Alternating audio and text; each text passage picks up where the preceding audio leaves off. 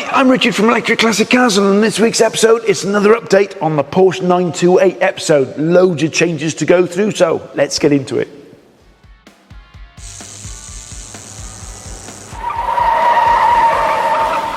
Now, in the last episode, loads of really useful feedback and comments from that episode, talking about, batteries, your thoughts on the lights. Some people like it, some people don't. That's what customizations is all about.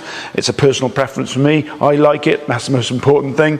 But on those comments, I'm going to go through two of those subjects, if you like, that I've decided to change. Now, on the last episode, I wasn't really happy, if you like, with having the battery box there.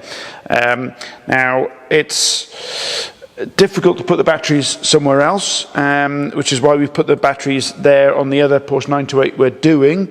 But I've come up with a cunning plan. Now, the reason why I'm not happy with them there, obviously, that's the battery box from the other Porsche 928, is it takes up the boot space, but it's not optimal as far as weight balance is concerned, because you don't really want the weight up high on a sports car. And bear in mind, we've got to fit 4 of these. This is a battery mock-up, if you like, 4 of these in the boot or somewhere else other than the front.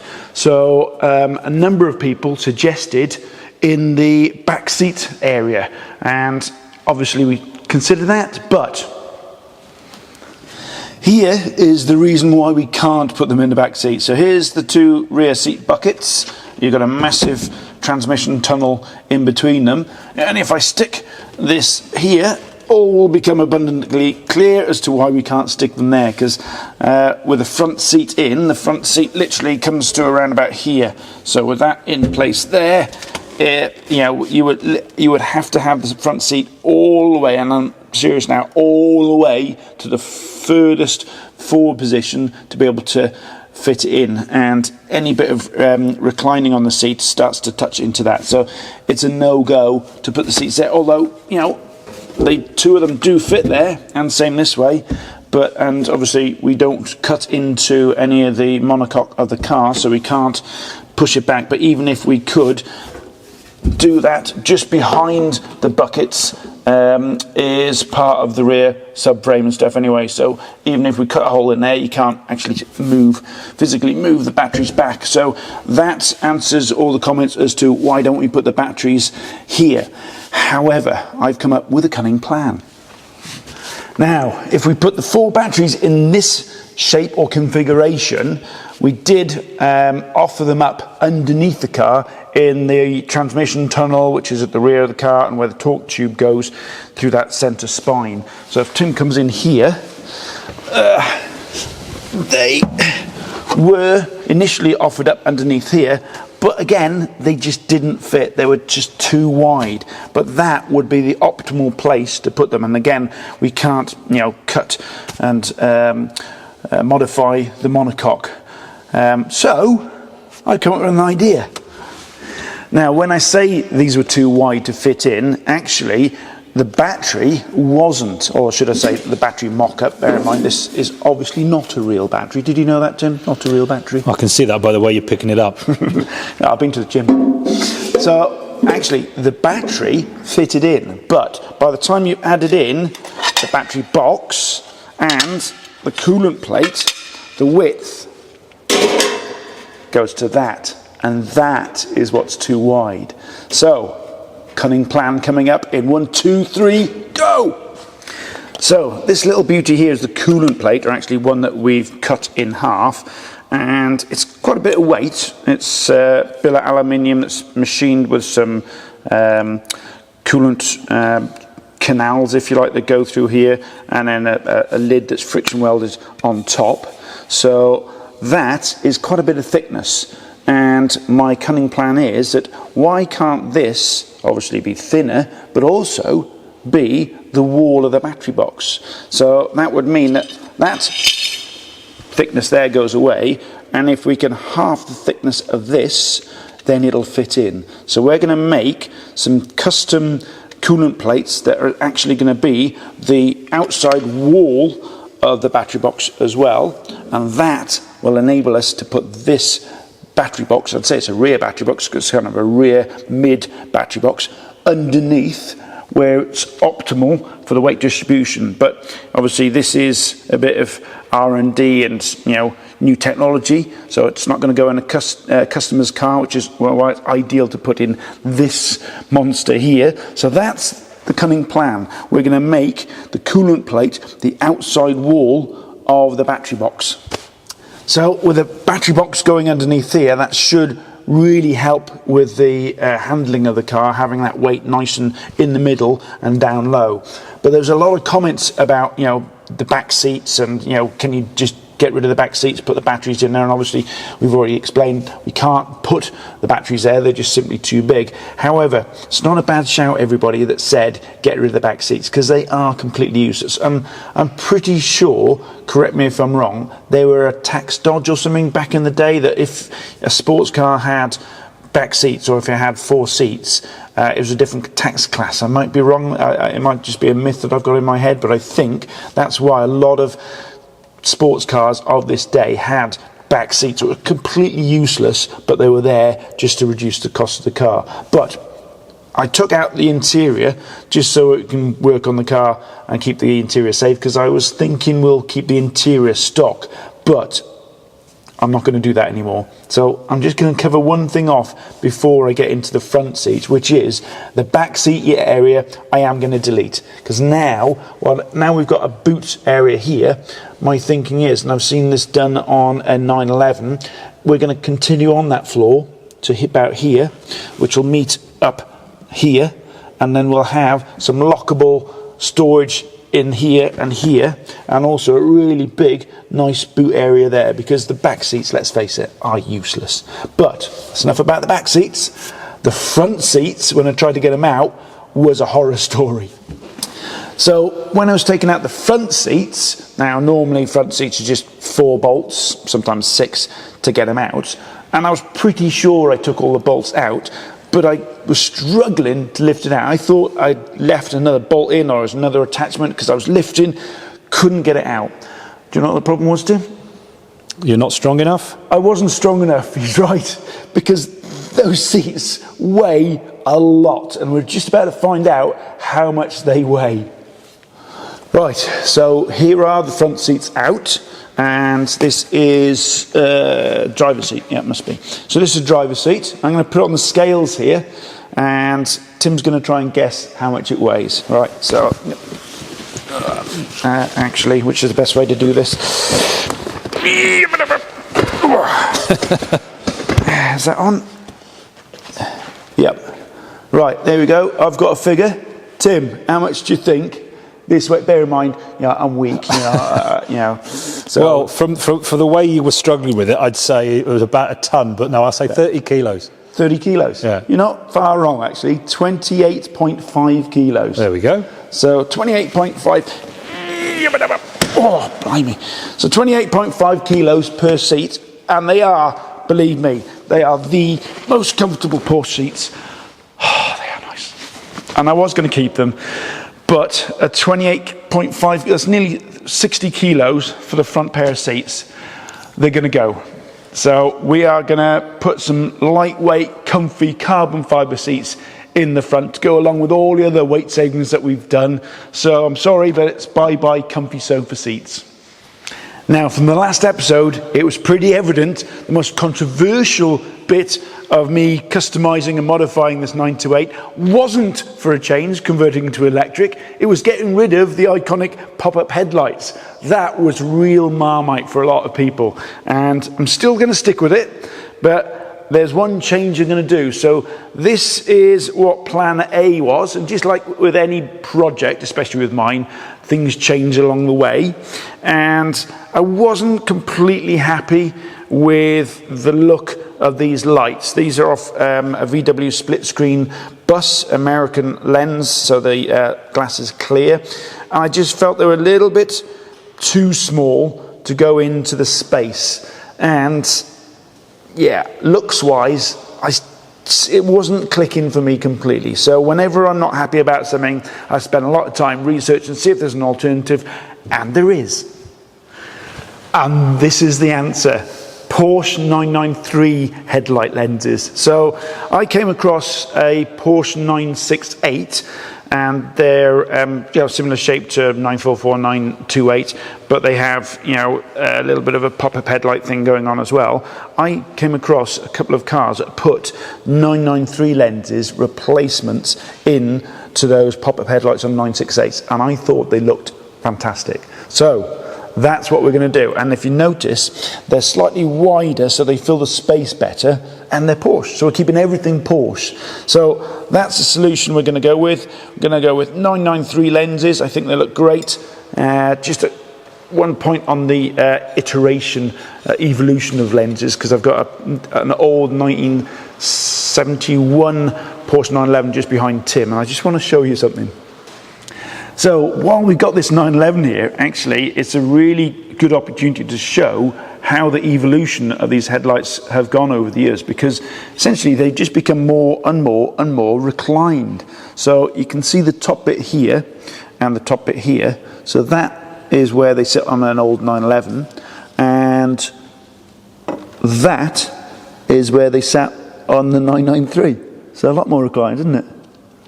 I still like the earlier version. Yeah, but that's not going to work on the 928. I tell you what I do like on this Porsche, the colour. It's cracking, isn't it? It's lovely. This might well end up being the colour of my 928 or something very similar. It's a really nice, greeny, is it olive? grey. I don't know. I'm going to have to find out. But I really like the colour of it.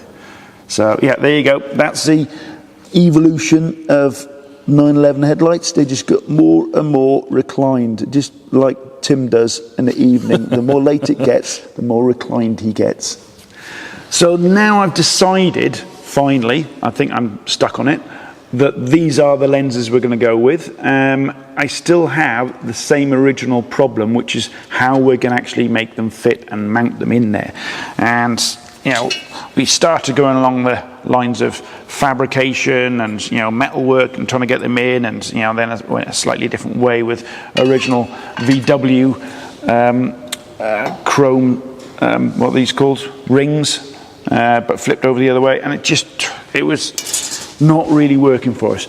And you guys, I don't know why I didn't see it in the first place, in the comments in the last episode came up with a cracking idea, which is, why don't you just 3D scan it, 3D print, etc., etc. And we have a resident expert called James who does all our 3D scanning and printing, and today we're going to bring him in, and he's hopefully going to come up with a solution for us.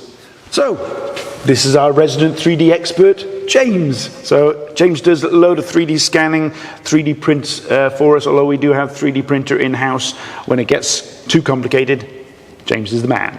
So James, this is the problem we have. Yep. So I've decided, as I quite often do, to make things complicated. Of course. And I've got a Porsche 993 headlight lens that I want to fit into a Porsche 928 hole. Not designed for it, is it? No, you can see the problem. So I'm great with coming up with ideas, okay at coming up with solutions, but on this side of things, I think, bringing in you as the external expert. help. Yeah. So I think the first thing we probably need to do is scan this, and this, and then if you can kind of come up with some kind of solution to kind of mount it in there. It's got a little bit of a gap either side, but to be fair, the 993 headlight lens does fill the void quite well. So it's a little bit of mounting and a little bit of probably filling the side bits. Yep, it's no drama there. No? Yep, can definitely make that work. Yep. So I will say, where you have the gaps to the side, that leaves room for the mount. Yeah. That's nice. As it's sitting at the moment, there's no space on the top or the bottom. No. So I think it will need to be raised up a few millimetres. Or we can just clearance the front of the wing a little bit. Either or, as long as there's room for the material. Yeah. But I can do all that on the computer. Yeah, because when we've scanned everything. This glass is mounted from the back, so this is normally bonded onto a bit of plastic. So that's how it is in a 993. So it'll have to be something that comes in from the back. We'll bond it onto it. Yep. That'll hold it in position, and at the same time, that 3D printed thing that you make will also mount to the car. Yep. Nope, that sounds perfect. Okay, that sounds nice and easy. So what's the first step then? first step will be to scan the individual components. Yep. Clear components are difficult to scan, so I've got some special stuff to apply to it. Okay. To make it easier to scan. Yep. So we'll get that sorted. So scan the lens and then the car. Yes. Cool. Yep. Now the first step, as we said before, when trying to scan a clear object, they are very problematic. And some very smart people have come up with a solution for this. This is a quick spray which provides a matte surface which the scanner can pick up much better and will just make the process much more streamlined. So I'm going to give this quick spray. Is it going to come off afterwards? Yep, it evaporates in about 6 hours. Okay. Leaves no residue. That's the same stuff we probably used when we did the bug zapper. We had to do 3D scan the whole car, didn't we? Mm-hmm. Yep, Yeah. very similar stuff, I imagine. Yeah. So goes on quite nicely. Yeah. It's like spray snow for Christmas, isn't it? It's like a white dandruffy. So it's probably the same stuff Tim sprays his hair with, I think. And as you can see, that's a nice non-reflective, not transparent surface, and that will scan much nicer. So this is our 3D scanner, connected to a laptop, very simple. Shoots out a laser beam and measures it coming back in and translates that into the laptop. And very simple to use. Cool. All appears in real time. Laser beams in the workshop, Tim. That's what I've always wanted. What could go wrong? Yeah, look at that. It's already appearing on screen. So we've got it on a pedestal to lift it off the bench a little bit so you can get to some of the underside lips, I suppose, isn't it? Yeah. Oh, look at that. That's really cool. What's the green signify there? So I'm seeing lots of green on this. The green signifies that you have good scan data. Okay. Turns red, you're in trouble. Okay. So it gives you constant feedback. If you're doing something wrong, it will tell you. If you're doing it right, it will also tell you. It's a very intuitive system. Yep. Now, once we've scanned this top surface, we have no information on the bottom, and we need to know how this mounts into the fixture I'm going to make. So what we're going to do is flip this over quickly, repeat that whole process, and we can stitch those individual scans together in the software itself. So we've got a full model of the lens. So now that the lens is scanned and we know the shape of that, we need to get an idea of the car itself, so we know the space it needs to fit into. Now it's another simple job with the scanner. Get right to it. So whilst you're doing that, there's 3 lasers on that then, is there? Mm-hmm. I can see. Yep. Are they dangerous to eyes? Or No, these are entirely the wrong wavelength. They are not in the slightest dangerous to your vision at all. Okay. Oh, there you go. I can see it appearing on the screen again. That's so cool when it does that. And there we go. It's as simple as that. Just work your way around the object, Yeah. and it will all appear. Just all appearing in computer land. So now that we've got this scan of the wing itself, Yep. you can see all the Wow, look at that. features we need to mount it to and work around. That's cool. And this will be all the information I need with the lens to make your surround. And I can take this away and Cool. Well, it out. I'll tell you what then. You can take that lens and you'll definitely have to scan that one because there are left and right. Okay. They are slightly different. So you may as well take those away and hopefully by the time we come back from Pikes Peak in a month's time, Yep. is that enough time for you to do something, do you reckon? Yeah, absolutely. Excellent. I'll be in and out of the workshop, prototypes, checking it fits nicely. Should be Cool. good to go. So that's something to look forward to when we get back from Pikes Peak. So there you go. If you want to get in contact with James, a very talented 3D print and design guy, it's Beddoes, BEDDOES 3D.co.uk. We'll put a link in the description for him as well.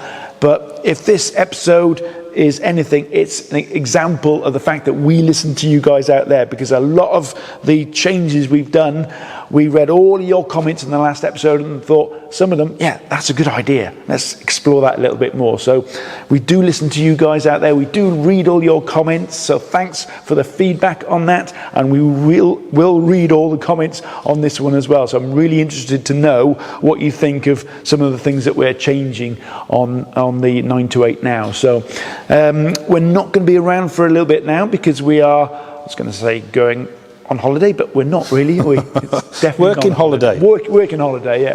because we're going to Pikes Peak. And anybody that's a regular viewer of the channel will know that already, and if you're not, then click on the link above. We'll put the Bug Zapper race car that we've been building now for nearly 2 years. It's finally over there in America, and I'm flying out in a couple of days, and we'll be out there for the whole of June. So there won't be any YouTube episodes for a while because we'll be out there. But follow us on our socials, because it's easier for us to do just a quick clip or a couple of photos. Follow us on our other socials if you want to keep up to date, and we definitely will do some episodes when we're out there, but filming editing wise takes a while, so there's going to be a little bit of a break now. But on the Pikes Peak side of things, if you want to become part of the team and support us out there, we'd be very, very grateful. There's a GoFundMe link in the description, and we're looking to put people's name on the car, on the big massive carbon fibre rear wing that we've got, and take you up the hill with us, so you can brag to your mates to say, I've been up Pikes Peak. At least your name has on the car anyway. So there's a link in the description if you want to support us in that way. But on that note, I'm really interested to know, comments wise, what you think of all the changes we made today, and I hope you enjoyed this episode, and we'll see you on the next one.